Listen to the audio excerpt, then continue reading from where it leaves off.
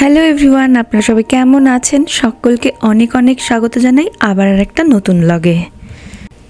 আমেরিকায় আপাতত রন যেই 2-3টে স্কুল আর একটা ডে কেয়ারে যায় বা গিয়েছিল, তো তাতে মোটামুটি আমরা দেখেছি যে একটাতে তো পুরোপুরি খাবার দিতে হতো না যখন ডে কেয়ারে যেত।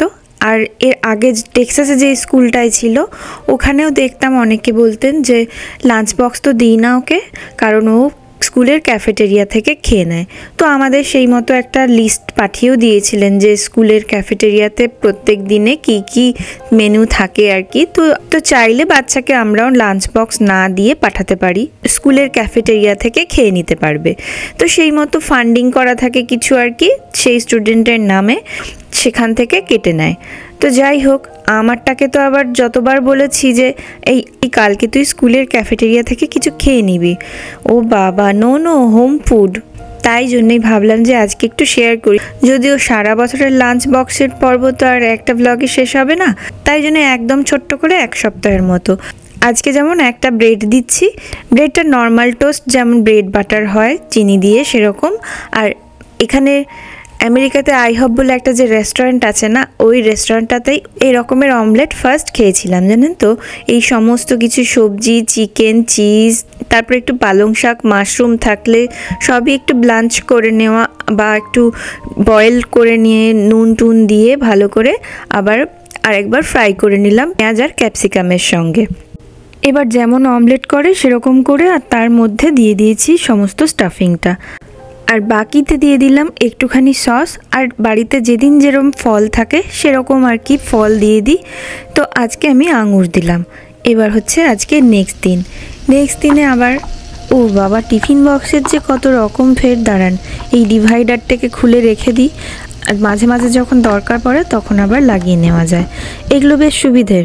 আমাদের সময় তো ওই এক ধরনের স্টিল আর অ্যালুমিনিয়ামের মতো টিফিন বক্স ছিল, এদের যে কত ধরনের। আর দেখেছি বাচ্চাদের নানা রকম ফের জিনিস হলে তাদের মনও ভুলে যায়, খেয়েও নেয় খাবারটা। আমাদের মায়েদের তো ব্যাস ওটাই একটা বড় চিন্তা, আসলেই আগে টিফিন বক্সটা খুলে দেখা চাই যে সব শেষ করলো কিনা। যাই হোক, গতকাল রাতে করে রেখেছিলাম চিকেন টিক্কা কাবাব, তো আজ ভাবলাম সেই কাবাবটাকে ছোট ছোট করে টুকরো করে আর একটু গরম করে নিয়ে আর এরকম টিফিন বক্সে দিয়ে দিলাম। আর তাতে দিয়ে দিয়েছি একটু মেয়োনিজ, একটু রাঞ্চ সস আর একটু লেটুস কুচো কুচো করে। আর ও যেহেতু একদম রোল করে খেতে চায় না রুটি, তার জন্য ওরকম রুটিগুলোকে কেটে ছিঁড়ে ছিঁড়ে দিলাম, সঙ্গে দিয়ে দিলাম ওর পছন্দের ফল আর একটুখানি মিষ্টি। এখানে সুজিও দেওয়া যায় বা আলু ভাজা, রুটি, সুজি এই সমস্ত কিছুও দেওয়া যায়, কিন্তু তিনি আবার সুজিটা ওরমভাবে খেতে চান না, সুজির পায়েস মতো হলে তখন খেয়ে নেন। তো যাই হোক, ও গেল গিয়ে সেকেন্ড দিন, আজ আবার থার্ড দিন।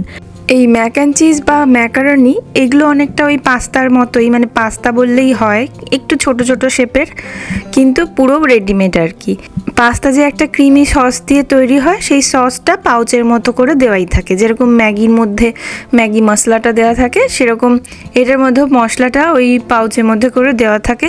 তো আমি প্রথমে বসিয়ে দিয়েছিলাম সেদ্ধ করতে, আর এদিকে এইরকম ছোট্ট ছোট্ট সেই দুটো কৌটো কিনে এনেছিলাম, এগুলো দেখলেন কি সুন্দর জোড়াও লাগানো যায়।